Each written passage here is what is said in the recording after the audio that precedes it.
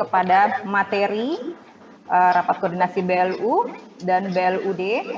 Materi ini ada 3 sesi, yaitu nanti yang pertama ada tantangan pengelolaan kinerja keuangan BLU BLUD di masa pandemi. Yang kedua, strategi peningkatan layanan BLU BLUD untuk yang kesehatan di masa pandemi. Kemudian strategi peningkatan layanan BLU BLUD di pendidikan di masa pandemi.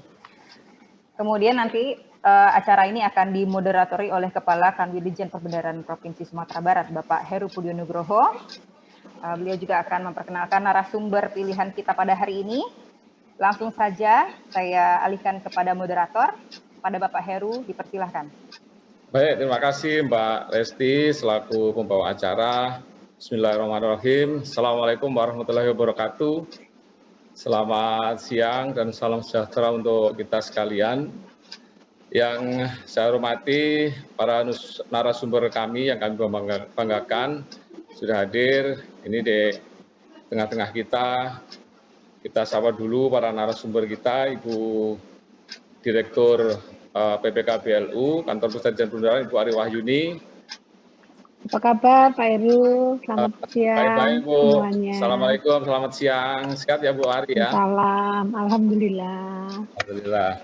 Kemudian narasumber kedua yang sudah hadir nampaknya Pak Dr. Hefrizal Handra. Ini beliau mewakili Pak Rektor UNAN. Sudah hadir Pak Hefrizal Handra. Selamat siang Pak Heru. Selamat siang Pak. Alhamdulillah. Sehat ya Pak? Ini kami biasa manggil beliau Pak Udan nih. Sehat ya Pak Udan? Salam Pak Heru, terima kasih. Alhamdulillah ya. Narasumber ketiga kita ada Ibu Dr. Rita Rogaya. Beliau adalah Direktur Pelayanan Kesehatan Rujukan dari Kemenkes RI. Nampaknya beliau belum bergabung dan tadi sudah mengkonfirm karena masih ada acara bila akan segera menyusul bergabung. Baik, Bapak Ibu sekalian, kami selaku tuan rumah tentunya mengucapkan terima kasih atas partisipasi Bapak Ibu sekalian, para direktur, para pimpinan BLU, BLUD, tidak saja di lingkup Sumbar Jambi tapi juga se-Sumatera, Bapak Ibu Kakanwil Perbendaharaan se-Indonesia yang sudah menyediakan waktu untuk bergabung dengan acara kita pada siang hari ini. Bapak Ibu sekalian, para kepala KPPN, kepala bidang, dan juga para pengelola BLU, BLUD yang bergabung pada kegiatan hari ini. Alhamdulillah, syukur kehadirat Allah SWT, kita semua diberikan nikmat sehat dan kesempatan untuk bertatap muka dalam rangka kegiatan rakor BLU di lingkup Provinsi Sumbar Jambi, dan kita perluas menjadi se-Sumatera ini ya, yang dalam keadaan sehat walafiat. Terima kasih juga Pak Supendi selaku tuan rumah bersama. Ini hasil kolaborasi antara kami di Sumatera Barat dengan Pak Supendi dan tim di Jambi, Bu Direktur, Pak Udan ya. Alhamdulillah. Mantap, ini bagus nih Pak. Terima kasih Bu Ari. Baik, Bapak Ibu sekalian, sebagaimana kita ketahui bersama, tadi Pak Dirjen dalam sambutannya sudah menyampaikan bahwa awal 2020 kita semua dikejutkan dengan adanya pandemi COVID-19 yang pada awalnya tidak kita prediksi sama sekali. Dan adanya pandemi ini yang juga masih berlangsung hingga saat ini telah membawa konsekuensi atau dampak yang luar biasa dari sosial, ekonomi, ya semua terdampak. Tidak terkecuali dari sisi tata kelola BLU.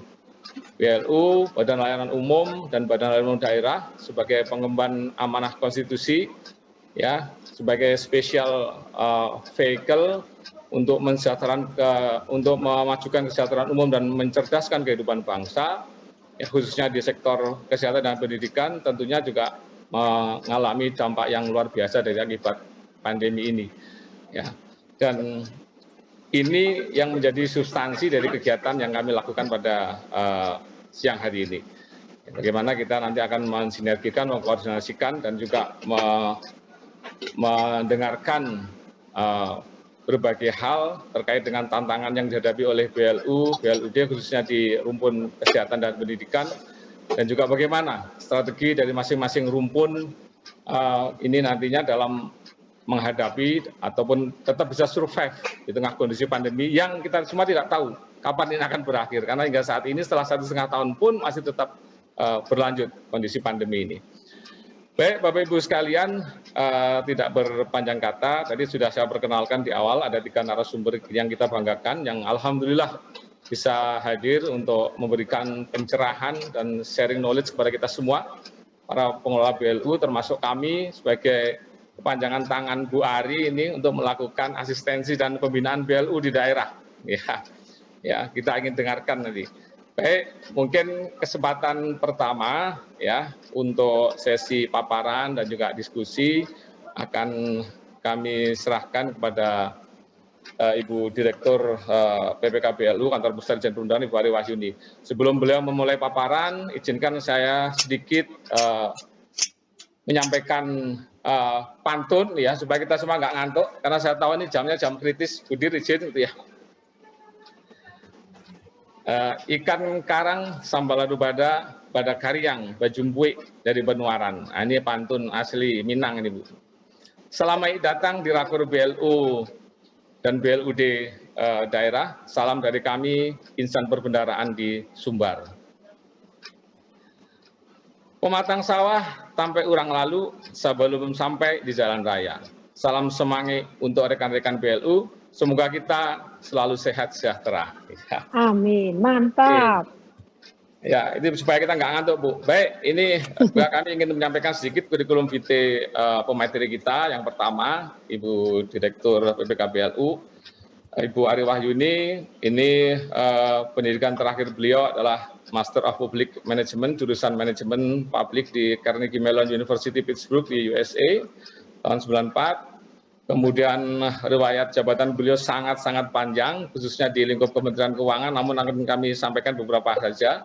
Di antaranya beliau pernah menjabat sebagai Kepala Pusdiklat Keuangan Umum BPPK 2008-2009, kemudian juga pernah menjadi Sekretaris Direktorat Jenderal Anggaran Kementerian Keuangan RI tahun 2009-2013, Direktur Sistem Manajemen Investasi di Kementerian Keuangan Republik Indonesia 2013 sampai dengan 2018, dan saat ini beliau dipercaya untuk menduduki jabatan sebagai Direktur Pembinaan Pengelolaan Keuangan Badan Layanan Umum di Kementerian Keuangan.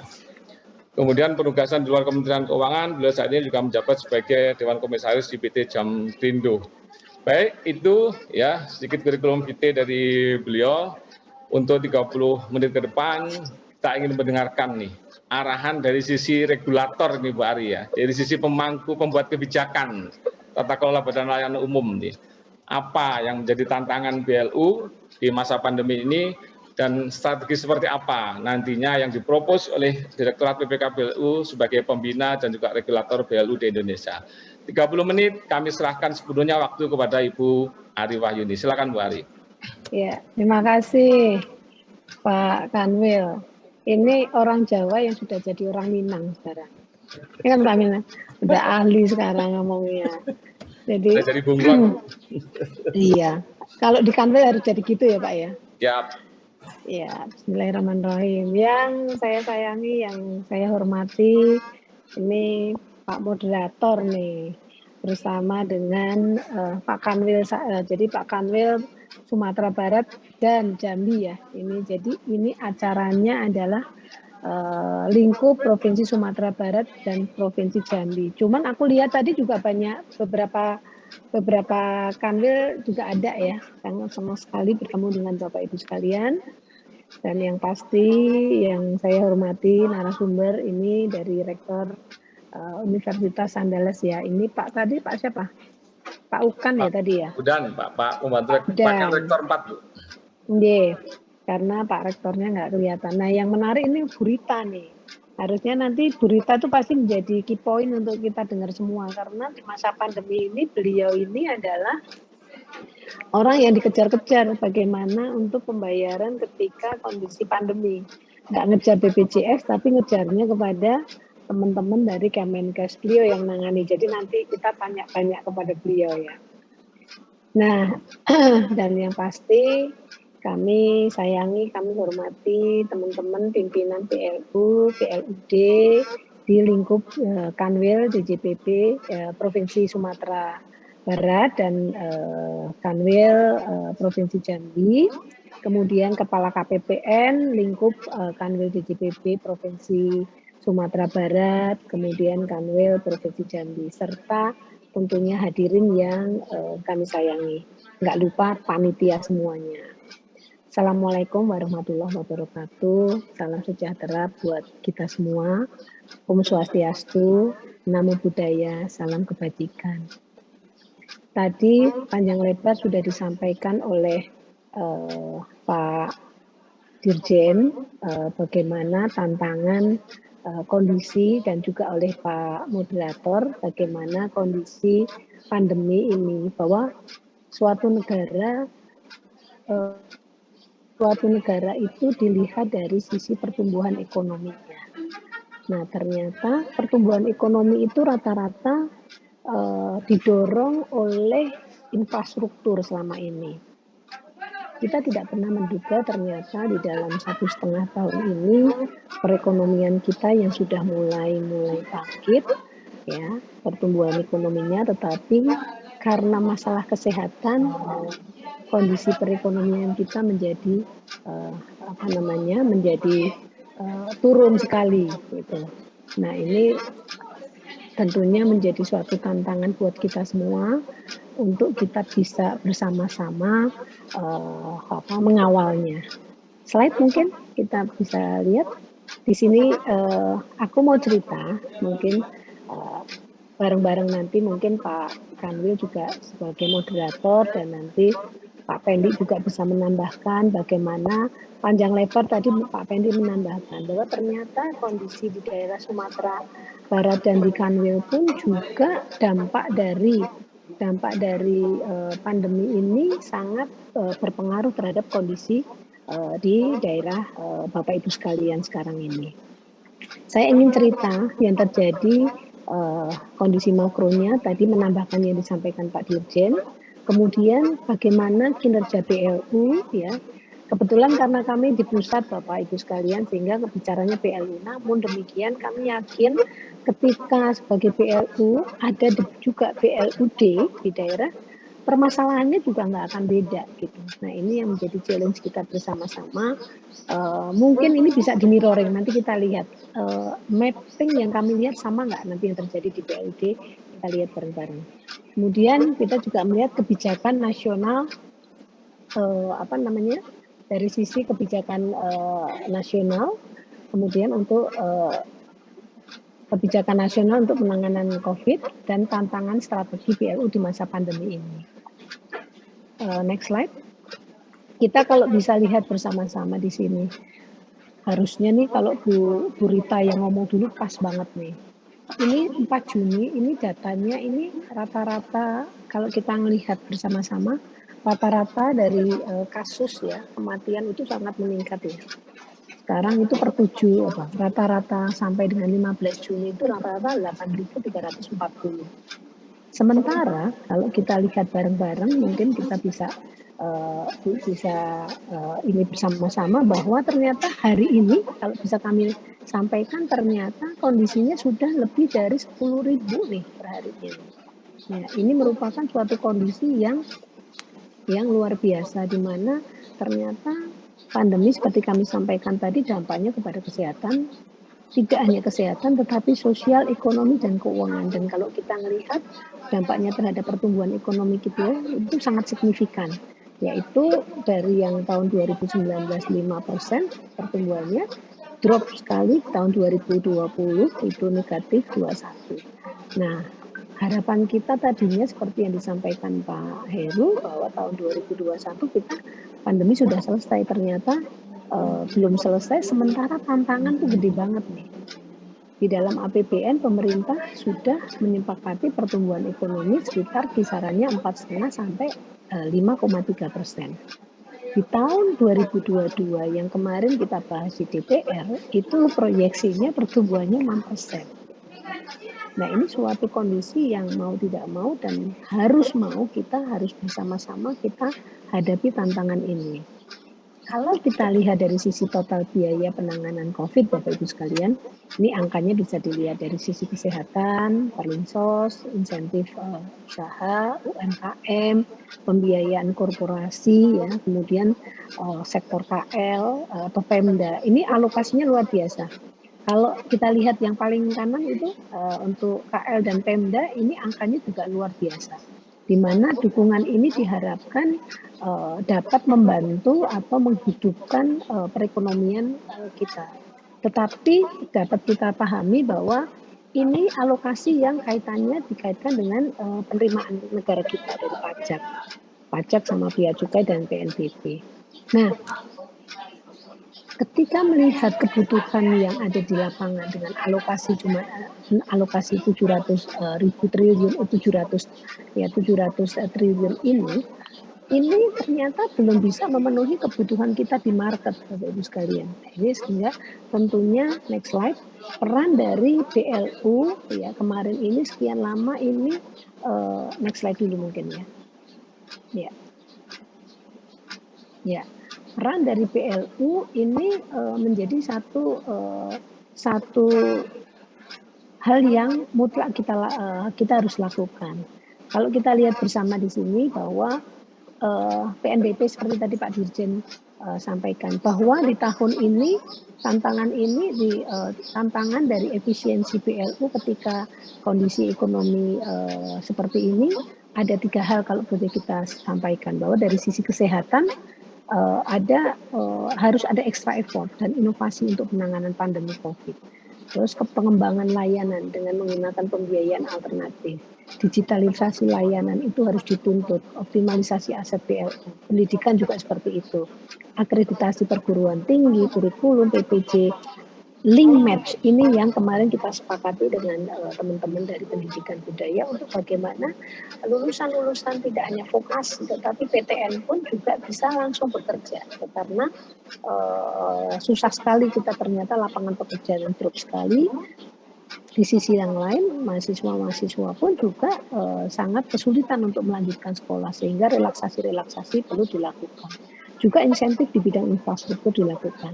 Tetapi yang menarik, ini ternyata ketika kondisi pandemi, kalau kita lihat di sebelah kanan atas itu Bapak Ibu sekalian, itu pertumbuhan PNBP BLU di tahun 2020 itu meningkat tajam. Nah, tapi harus kami sampaikan bahwa tajamnya peningkatan dari PNBP yang targetnya tahun lalu 2020 itu hanya 50 triliun. Jadi tadinya di awal itu 57 triliun, tapi karena pandemi kemudian dilakukan perubahan APBN menjadi 50 triliun, ternyata realisasinya PNBP kita adalah hampir 70 triliun. Ini disebabkan karena sawit Bapak Ibu sekalian. Jadi memang ini PNBP BLU kita ini bukan situasi yang normal, dalam arti karena ada BLU sawit yang tidak terkonstruksi karena kondisi pandemi kemarin. Malah sebenarnya pertumbuhannya meningkat bagus sekali karena untuk sawit dan turunannya ini ekspor tetap berjalan. Jadi dari ekspor ini ada pungutan yang diterima oleh negara, dan itu dalam tahun lalu kemarin itu lumayan besar sekali pungutannya. Tahun ini pun Bapak Ibu sekalian bisa kami sampaikan ketika tahun 2021 target kita 58 triliun ya, 58 triliun sebenarnya ini estimasi ini sebenarnya, tapi sebenarnya realisasi seperti yang disampaikan Pak Dirjen kemarin itu sampai dengan sampai dengan Mei itu sebesar 44,3 triliun. Ini capaian yang luar biasa, tetapi sebagai informasi itu capaiannya bukan capaian dari itu adalah capaian dari sawit. Target kita tahun 2022 kayaknya mau dinaikkan lagi, mudah-mudahan kita bisa sampai. Nah, sebenarnya ketika kita bicara kondisi ekonomi dan peran BLU sebagai penghubung atau stimulasi dari atau driver dari kementerian lembaga untuk meningkatkan layanannya untuk bisa mengisi gap ketika bisnis itu tidak bisa mengisi, ini searah dengan arahannya dari pimpinan kita, yaitu Presiden yang mengatakan bahwa pengelolaan BLU oleh instansi pemerintah harus mengedepankan kualitas pelayanan dengan harga yang terjangkau bagi masyarakat umum. Kemudian kondisi saat ini jelas bisnis nggak akan mau dengan kondisi yang ada, sehingga mau tidak mau banyak masyarakat yang harus dibantu oleh pemerintah, dan disinilah peran BLU. Juga disampaikan oleh Bu Menteri bahwa BLU harus tetap memberikan layanan yang semaksimal mungkin, sebaik mungkin dengan efisiensi biaya, waktu, dan proses bisnis. Nah, tahun lalu yang kita lakukan ketika kondisi kesehatan kita sangat drop sekali, jadi pasien-pasien yang generik itu, yang umum itu drop, turun tetapi meningkat pasien yang COVID, maka PLU, pemerintah melalui PLU melakukan namanya transfer kas. Dari PLU yang kaya, kita punya PLU namanya Elman yang ada di bawah Kementerian Keuangan memberikan bantuan sekitar 1,1 triliun kepada 29 PLU untuk mengisi gap. Karena kalau enggak, pasien normalnya itu nggak ada yang datang gitu. Karena nggak ada yang datang, mekanismenya itu mereka nggak ada penerimaan. Nah, sementara begitu pandemi, pasiennya meludak adalah pasien COVID, tetapi ketika pasien COVID, mereka klaimnya nggak bisa kepada BPJS, klaimnya adalah kepada dengan mekanisme yang beda dengan ke BNPB melalui Burita. Nah ini yang ekosistem keuangan dari PLU ini terganggu, oleh karena itu beberapa langkah. Langkah yang lain yang dilakukan adalah refocusing. Kita berikan kemudahan kepada PLU untuk melakukan refocusing dari KPI-nya mereka untuk bisa agile dengan kegiatan di lapangan. Halaman sebelumnya. Kalau boleh diizinkan halaman sebelumnya tadi. Nah ini mapping Bapak Ibu sekalian PLU yang ada di Indonesia. Kita punya 244, kalau boleh sekali dalam minggu ini ditambah lagi ada mungkin sekitar 7 PLU di pendidikan yang baru saja lahir ditetapkan oleh Bu Menteri. Di mana ketika bicara PLU itu banyak sekali orang yang kepengen jadi PLU. Kenapa? Dalam sekarang tuh yang lagi rame food estate. Dan itu ada di Sumatera. Ini Pak Menhan itu sama Pak Luhut berkeinginan sekali ada food estate, ya BCLS namanya, Badan Logistik Cadangan Nasional yang akan dibentuk dan diharapkan bentuknya PLU gitu. Semua berbondong-bondong. Kenapa? Karena bentuknya kegiatannya itu dia ini adalah instansi pemerintah, ya. Tetapi dia agile, dia bisa memberikan layanan dengan fleksibel sehingga dananya tidak perlu disetor, kalau ada penerimaan tidak perlu disetor ke negara sebagai PNBP, tapi bisa digunakan langsung. Di satu sisi lain adalah luxury-nya adalah dia atas pengelolaan ini maka ada remunerasi bisa diterima oleh teman-teman PNBP ini. Ini luxury-nya gitu. Tapi kadang-kadang ini yang harus kita kawal adalah tata kelolanya. Kalau kita bicara penyebaran atau demografi dari jumlah 244 PLU ini ada di seluruh Indonesia, Bapak Ibu sekalian. Dari untuk kesehatan sekitar 105, jadi ngatur bagi sejak dari kesehatan, kemudian pendidikan ada 101, kemudian mulai dari sampai kemudian mulai kegiatan-kegiatan ekonomi itu ada PLU, di mana totalnya sekitar 240. Bisa next slide. Next. Ya, ini perkembangannya kalau boleh kami sampaikan tadi sudah kami sampaikan bahwa memang makin menarik PLU ini realisasi April 31,8 tapi realisasi sampai dengan Mei ini sudah 44,3 triliun penerimaan PNBP, ya. Jadi PNBP pertumbuhan pendapatan PLU tumbuh rata-rata 9,2% per tahun selama periode 2016 sampai 2019. Dan tahun ini tumbuhnya malah meningkat 41,9%. Ya. Nah, sebagian besar dilakukan oleh PLU pengelola dana, termasuk salah satunya adalah sawit. Pengelola dana di sini termasuk PIP, pernah Bapak Ibu dengar, kemudian BPD PKS, kemudian ada BPD PKS itu sawit. Kemudian next slide mungkin ya. Ini dari sisi sebelumnya, mohon maaf. Nih, perkembangan pendanaan ini. Nah, ini tentunya pemerintah itu mendesain PLU maupun dengan PLUD itu ada tujuannya Bapak Ibu sekalian. Tujuannya adalah ketika kondisi APBN kita atau penerimaan kita itu sebenarnya naik, tetapi naiknya tidak sesignifikan dengan presentasi belanjanya. Oleh karena itu mau tidak mau dengan adanya PLU kita dorong supaya ketergantungan kepada RM kita itu menjadi menurun. Itulah ada perbedaan yang signifikan antara Satker dengan PLU.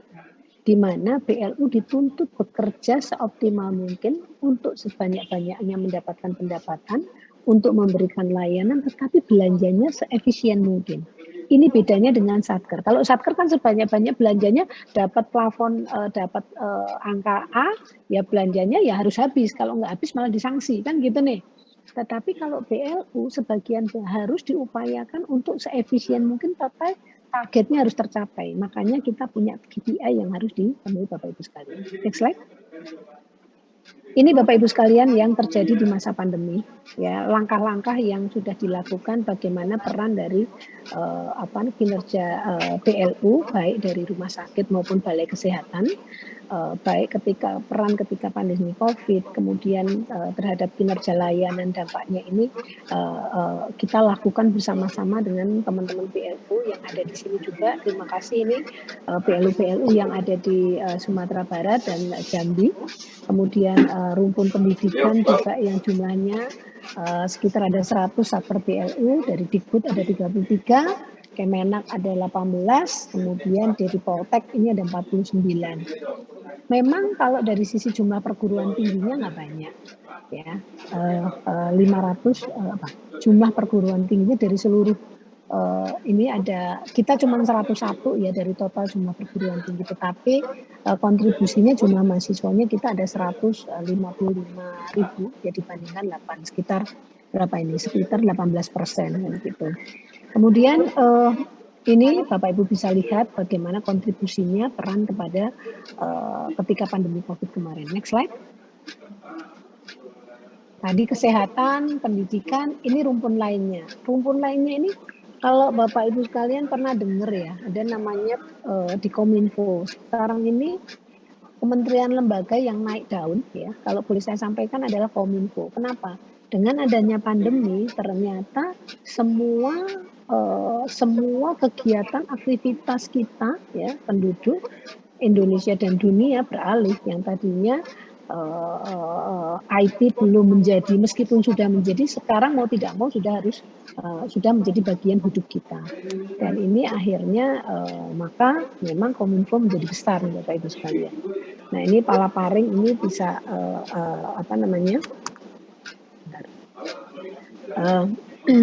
ya, jadi ada pengelola dana, ada BLU pengelola kawasan, ada jasa lainnya 23%. Nah, dengan adanya pandemi ini, sekarang tantangan tuntutan dari pemerintah DPR kepada Kominfo dan kepada BLU-nya, yaitu BLU Bakti, ini tinggi sekali ya, supaya palaparing ini menghubungkan targetnya sekarang 90 kabupaten atau kota sepanjang 12.149 dan membangun 1.068 BTS.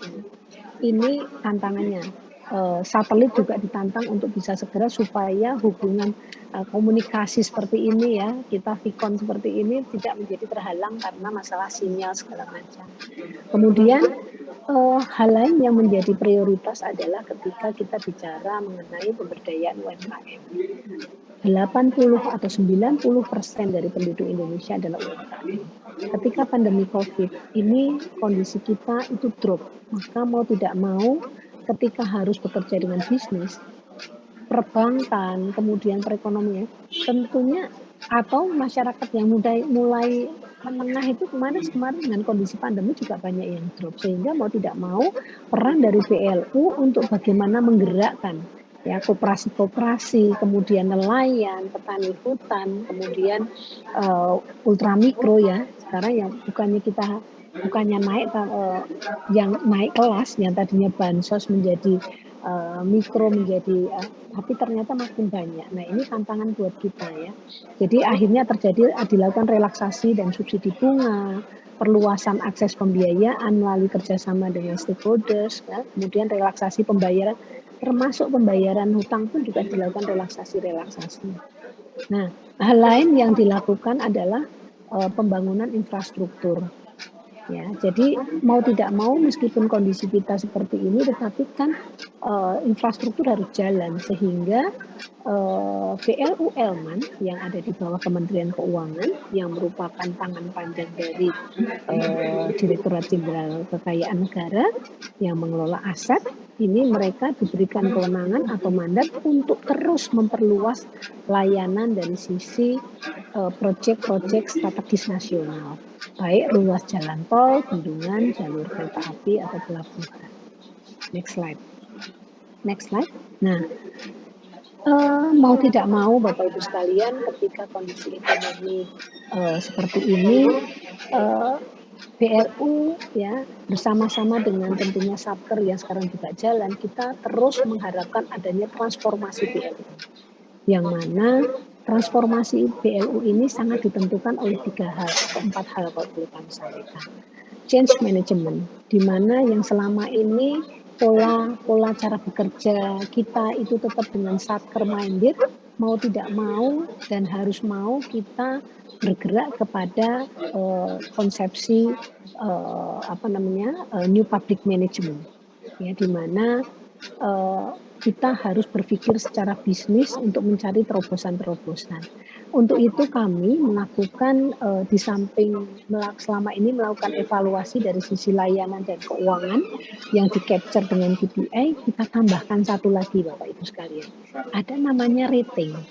Dengan makin besarnya jumlah BLU, mau tidak mau kita harus mulai lihat, karena kesuksesan suatu manajemen ketika diberikan target baik oleh KL-nya atau Menteri Keuangan, maka kunci nomor 1 adalah dari sisi manajemen. Oleh karena itu kita sekarang bersama-sama sedang membuat sistem bekerja sama dengan EY dan World Bank untuk bagaimana kita bisa mengawal teman-teman BLU ini dari sisi good governance. Nah, hal lain adalah penguatan kapasitas SDM. Tentunya kapasitas SDM ini sangat dipentingkan ini sekali untuk bisa bergerak. Bagaimana kreativitas leadership ini sangat diperlukan. Bapak Ibu sekalian sebagai pimpinan BLU maupun BLUD sangat amat sekali ya dipentingkan untuk bisa mengawal dan memberikan creative leadership untuk inspiring environment kepada teman-teman semua. Karena kalau kita tidak membuat aturan main atau membuat kebijakan-kebijakan yang menarik ya, tentunya nggak akan percepatan atau perubahan mindset ini nggak akan bisa terkawal dengan baik.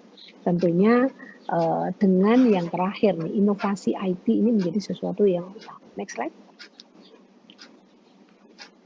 Nah, ini yang mungkin aku pengen cerita ke Bapak Ibu sekalian bahwa Monef yang terjadi di BLU di Kementerian Keuangan, di BLU di seluruh Indonesia, Monef kami tahun lalu, ternyata kami melakukan Monef di dalam masa pandemi ini dari sisi governance, pengelolaan kas dan investasi, serta potensi optimalisasi aset pada BLU. Coba Bapak lihat, ada warnanya macam-macam di sini. Yang warnanya hitam-hitam itu kan dari sisi kriteria dia sudah oke ya dari sisi kriteria, karena pendapatan PL disetorkan ke rekening kas operasional sudah oke. Nah, yang kita mau lihat yang dari sisi kuning sama dari sisi merah. Dari sisi kuning itu mengenai pedoman pengelolaan kas BLU. Loh kan 75 kan udah bagus itu gitu. Kalau namanya BLU pengelolaan kasnya itu nggak boleh 75. Pengelolaan kasnya ya harus nomor 1, dia harus 90 ke atas gitu. Jadi even dia di atas 75, di angka 75 masih kita bilang masih belum bagus. Ini yang harus kita tingkatkan.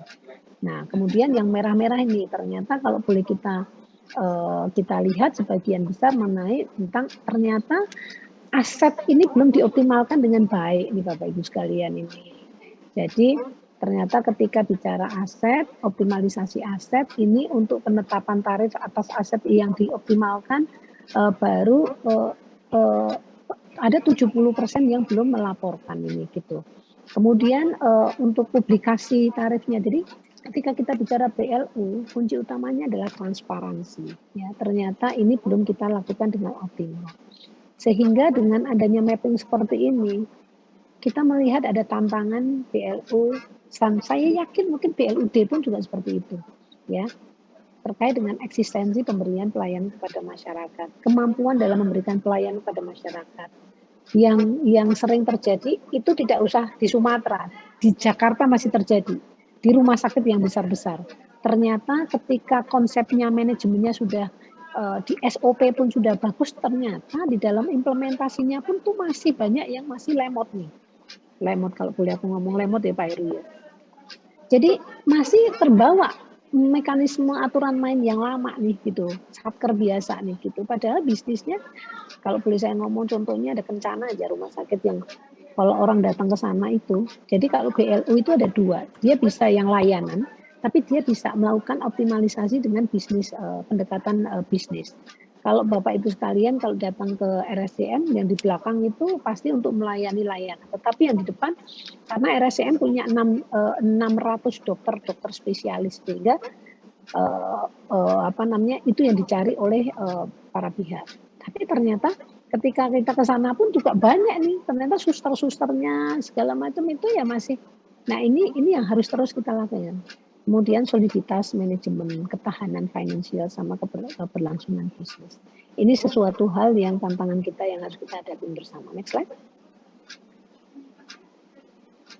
Nah ini saya ingin menyampaikan sedikit kepada Bapak Ibu sekalian, arahan Bu Menteri mungkin sebagai penguat dari Bapak Ibu pengawal BLU di daerah Sumatera Barat dan Jambi, mengingatkan kembali dan mungkin juga bisa menjadi pedoman untuk teman-teman BLU bahwa BLU ini adalah agen pemerintah, diharapkan mampu meningkatkan dan mempertajam perannya dalam mempercepat layanan masyarakat serta mendorong pertumbuhan ekonomi, di mana kita harus bisa memastikan program dan kegiatan tahun 2021 itu selaras dengan rencana pemerintah ya, sesuai dengan prioritas nasional.